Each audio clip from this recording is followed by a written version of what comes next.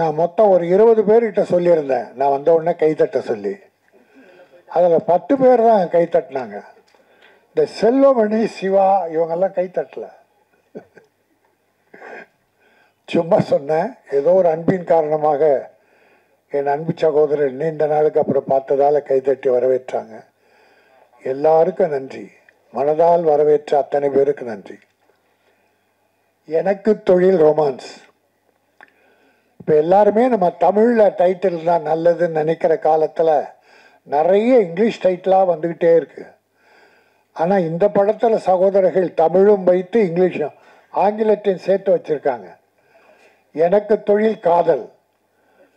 காதல் ரொமான்ஸ்னா காதல் எல்லாம். காதலை விட அடுத்தபடியா ரொமான்ஸ்னா டைரக்டர் சார் காதல் தானே?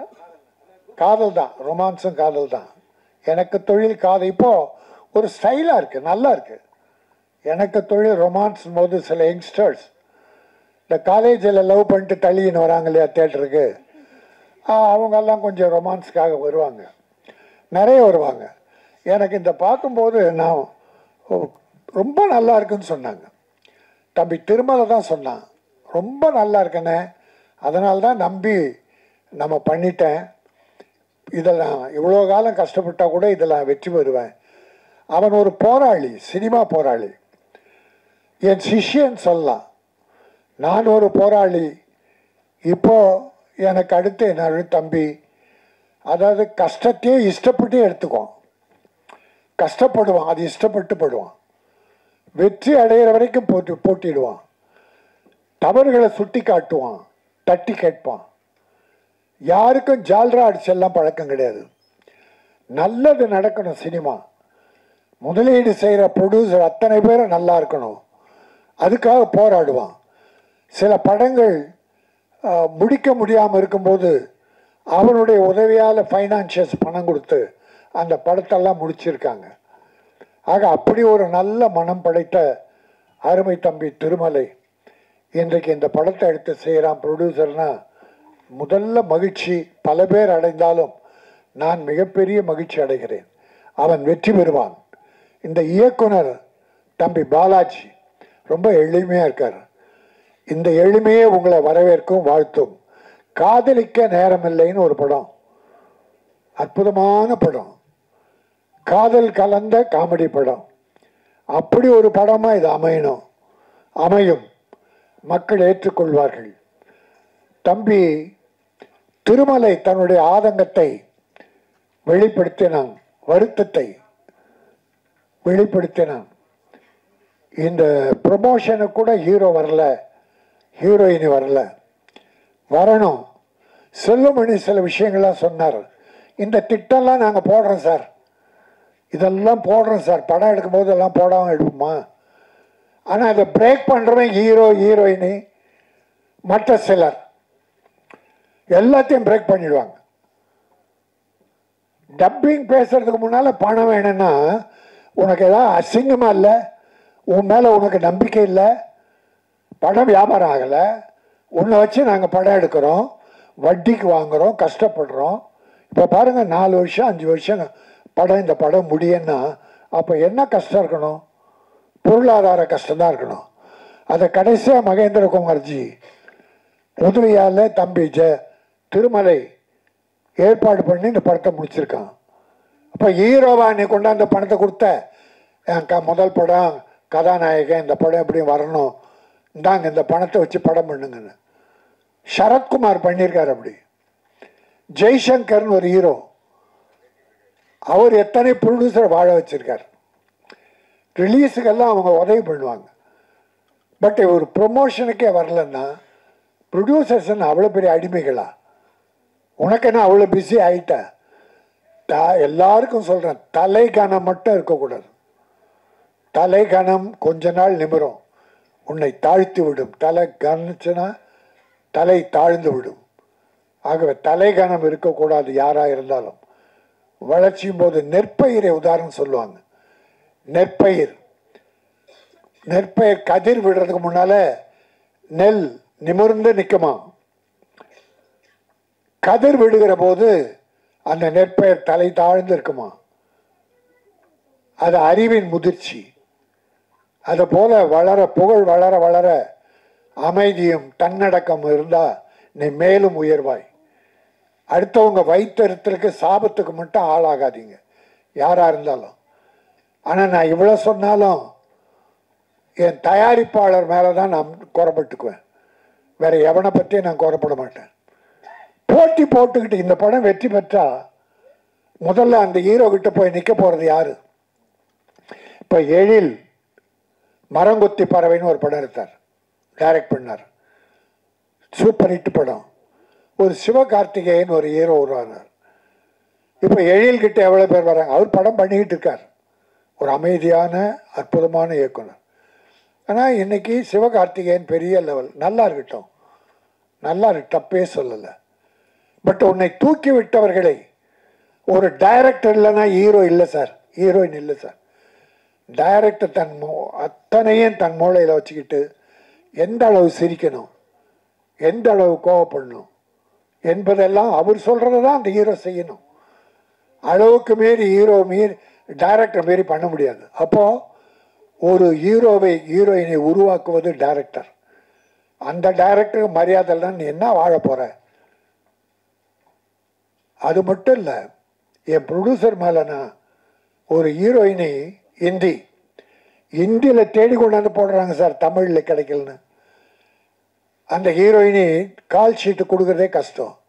கொடுத்தா பாம்பேயிலேருந்து வரணும். பாம்பேயில் ஃப்ளைட்டை வீட்டிலேருந்து ஏரோட்ரம் வர வரைக்கும் அந்த பவுன்சர் அங்கே 4 பவுன்சர் இந்தியில் பாம்பேயில் வீட்டிலேருந்து அவங்க ஏர்போர்ட் வர்ற வரைக்கும் 4 பவுன்சர். ஏர்போர்ட் ஏறின உடனே சென்னையில் 4 பவுன்சர் கொண்டாந்து விடணும். இன்னும் அவ்வளோ பெரிய தீவிரவாதியா நீ? இத்தனை ஹீரோக்களும் பவுன்சர்ஸ் வச்சுக்கிறாங்க. சில டைரக்டர்கள் அவங்களுக்கு பவுன்சர்ஸ். அவ்வளோ கேடு கட்டவனா பயங்கரவாதியா? உன்னை கொலை பண்ணுறதுக்கு ஆளுங்க சுற்றிக்கிட்டா இருக்கு. எதுக்கு பவுன்சர்ஸை குறை சொல்ல? பவுன்சர்ஸுக்கு வேஷம் கொடுங்க, வேலை கொடுங்க, அந்த தம்பிகள் நல்லா இருக்கட்டும். ஆனால் கேரவான்லேருந்து ஹீரோ போவாராம், 6 பவுன்சர் கூடவே போவாங்களாம். ஷூட்டிங் ஒரு 100 மீட்டரில் நடக்கும்.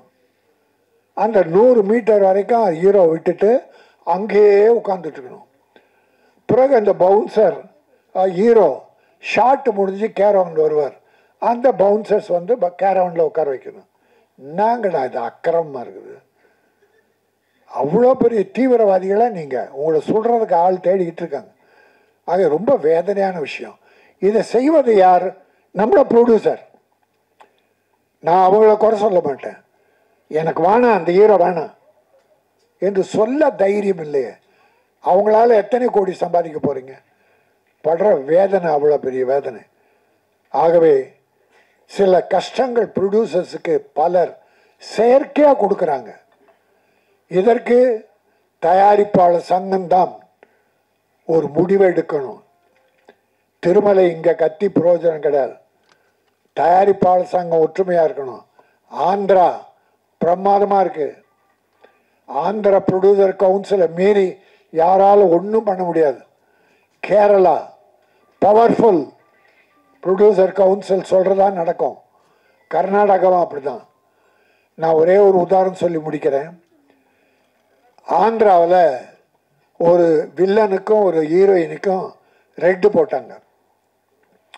ஒரு ப்ரொடியூசருக்கு டேட்டு கொடுத்து அந்த படத்தில் ஆக்ட் பண்ணாமல் அவரை விட்டுட்டு இன்னொரு படம் பெரிய ப்ரொடியூசர் டைரக்டர் படத்துக்கு போயிட்டாங்க. அந்த ப்ரொடியூசர் கம்ப்ளைண்ட் பண்ணார், என் படத்துக்கு தேதி கொடுத்துட்டு அந்த வில்லனும் ஹீரோயினையும் வரலன்னு. ப்ரொடியூசர் கவுன்சில் அவங்கள ரெட்டு போட்டுச்சு ஆந்திராவில். 1 மாதம் படம் நடிக்கலை, யாருமே கூப்பிடல. பிறகு 5 ரூபாய் 5 லட்சம் ஃபைன் பண்ணி அந்த வில்லனும் ஹீரோயினும் பணம் கட்டின பிறகு ரிலீஸ் பண்ணாங்க, நடிக்க ஆரம்பித்தாங்க. யாரும் இல்லை, பிரகாஷ் ராஜ் என்கிற வில்லன், சிம்ரன் என்கிற ஹீரோயின். அப்போ அந்த பவர் எங்கே போச்சு உங்களுக்கு? நம்முடைய வேலை செய்பவர்கள் அவங்ககிட்ட நம்ம அடிமையாக இருக்க முடியாது. அந்த கட்ஸ் நம்ம ப்ரொடியூசருக்கு வேணும். அந்த கட்ஸை கொடுக்க வேண்டியது ப்ரொடியூசர் கவுன்சில். இப்போ செல்லுமணி சொன்ன மாதிரி சரியாக வரலையா, பெப்சி கிட்ட சொல்லி ஒத்துழைமை கொண்டு வாங்க. ஒரு ஹீரோ போடாத, கிட்ட போகாத, எந்த ப்ரொடியூசரும் போகாத. 3 மாதம் முகம் வளர்ச்சி ஆகட்டும், மேக்கப் போடாமல் இருக்கட்டும், அப்புறம் அழ போகிறாங்க பாரு, வந்து வேஷம் கேட்பாங்க. ஆக எந்த ஊரில் தனிப்பட்ட முறையில் நான் யாரும் சொல்லலை. என் ப்ரொடியூசரை வேதனைப்படுத்திய எந்த ஹீரோ ஆனாலும் அவரை நான் வன்மையாக கண்டிக்கிறேன். இந்த எனக்கு தொழில் ரொமான்ஸ் மிகப்பெரிய வெற்றி பெறும். மிகச்சிறந்த நகைச்சுவை காதல் கதை. அந்த படத்தை மக்கள், தமிழக மக்கள் மட்டுமல்ல, சினிமா பார்க்கிற அத்தனை பேரும் ஏற்பார்கள். அதன் மூலமாக ஒரு கதாநாயகன் மிகப்பெரிய வெற்றி பெறுவார். ஹீரோ ஓடுறாங்க. இப்போ அந்த ஹீரோ ப்ரொமோஷனுக்கு வந்திருந்தா இந்த டிவி, நம்ம கேமராக்கள் எல்லாமே அவங்ககிட்ட தான் இருந்திருக்கும். எங்கேயும் ப்ரொமோஷன் அவங்களுக்கு தான். ப்ரொடியூசர் யாருன்னா எடுப்பாங்க, டைரக்டர் யாருன்னா ஃபோட்டோ எடுப்பாங்க, கிட்டச்சாக மாட்டாங்க. ஒரு ப்ரொடியூசர் போய், சார் டைம் ஆச்சு, வாங்க வாங்க நீரவை கூப்பிட்டா, ஒரு கேமரா, சார் கொஞ்சம் தள்ளி நில்லுங்க, ப்ரொடியூசரை தள்ளி நில்லுங்கன்ட்டு கேமரா ஹீரோ எடுக்கிறான், ஹீரோயினை எடுக்கிறான். அப்போ இங்கேயும் பவர் யாருக்கு? உங்களுக்கு தான்.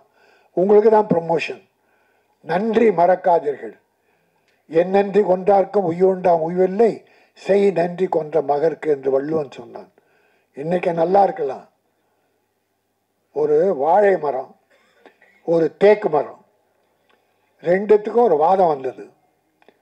வாழை மரம், தேக்கு மரம் வாழை மரத்தை கிண்டல் பண்ணி, நீ ரொம்ப ஷார்ட்டாக இருக்க, நீ விலை கம்மி, நான் தான் உயரமாக வளர்றேன், என்னுடைய மதிப்பு அதிகம், நான் பணக்காரன் வீட்டிலெல்லாம் வீடுகளில் நிறைச்சி அழகுபடுத்துகிறேன் அப்படின்னுச்சு. வாழை மரம் சொல்லிச்சு, நீ வெட்டின பிறகு தான் நீ அழகு. உன்னை அறுத்து மரம் வளர்ந்த பிறகு தேக்கு மரத்தை அறுத்து பீரோ செய்கிறானோ என்ன பண்ணுறானோ, பொருள் அழகிய பொருள். ஆனால் வாழை மரம் வாழுகிற காலத்திலே, வளருகிற காலத்திலே வாழைக்காயாக, வாழைப்பழமாக, வாழை இலையாக, தண்டாக, நாராக, அத்தனை பொருளையும் வாழுகிற காலத்திலேயே மக்களுக்கு கொடுப்பது அதுதான் சிறந்தது. அது மட்டுமல்ல, அது காலம் முடியும் போது 4 வாழை கன்றுகளை விட்டு விட்டு செல்லும்.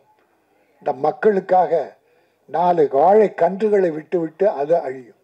அதை கல்யாண வீட்டில் மாட்டி வைப்பாங்க, கல்யாண வீடு அலங்கரிக்க. அப்படி வாழுகிற காலத்தில் அடுத்தவர்களுக்கு உதவியாக இருக்க வேண்டும்.